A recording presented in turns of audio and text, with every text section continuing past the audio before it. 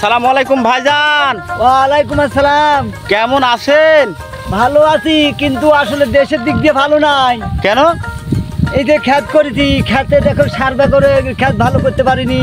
আবার এই ক্ষেত তোলার পরে আলু লাগাবো, সার নাই।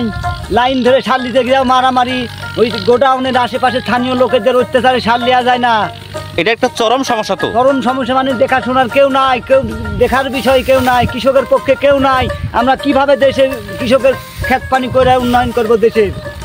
তো কেউ বুঝে না। তো আসলে কৃষকের সমস্যা বলতে গেলে কি সারের সমস্যাই প্রধান হয়ে যাচ্ছে? প্রধান হচ্ছে সারের সমস্যা, সারটা হচ্ছে প্রধান। তো সার যদি আপনারা ঠিক মতো পান, হ্যাঁ, তাহলে ক্ষেতের ফলন আরো বেশি উৎপাদন করা সম্ভব। সার যদি বলে আমরা পাই, তাহলে ক্ষেতেরও উন্নয়ন হবে, আরো ক্ষেতের ফসলের বৃদ্ধি হবে, ফসল ফলনশীল হবে।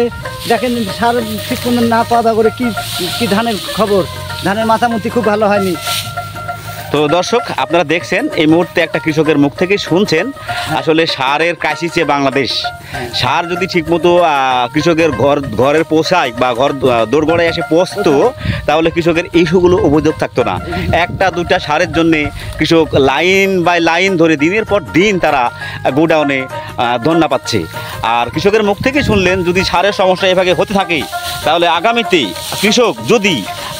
কৃষক যদি সবাই স্ট্রাইক করে বা ধর্মঘট করে, তাহলে কিন্তু আমরা বাংলাদেশে খাদ্য হুমকির মধ্যে পড়তে পারি।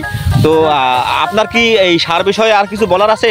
সার বিষয়ে একটাই কথা আমার বলার আছে, সরকারের কর্মকর্তারা যেন এটার দিকে নজর দেয়, সারটা যেন অ্যাভেলেবল কৃষকরা পায়, কৃষকের ঘরে ঘরে যেন সার পৌঁছে, এটাই আমার দাবি।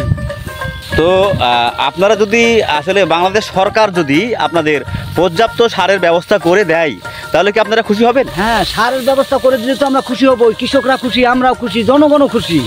তো দর্শক, আপনারা দেখতেই পেলেন, একজন কৃষকের মুখ থেকে শুনতেই পেলেন আসলে সারের ক্রাইসিসটা বাংলাদেশে একটা চূড়ান্ত ক্রাইসিস হয়ে দাঁড়িয়েছে।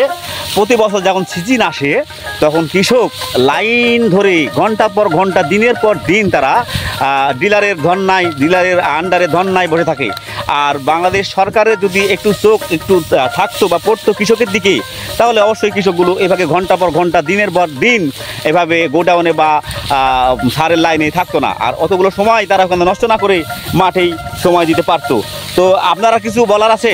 হ্যাঁ, একটু বলার আছে কি, যে আমার কৃষকের ঘরে ঘরে সরকার যদি সার পৌঁছায় দেয় ভালোভাবে, দুর্নীতি না করে, সব সেক্টরে দুর্নীতি না করে যদি সার ঘরে ঘরে সব অ্যাভেলেবল পৌঁছা দেয়, তাহলে আমরাও খুশি, দেশের জনগণও খুশি, কৃষকরাও খুশি।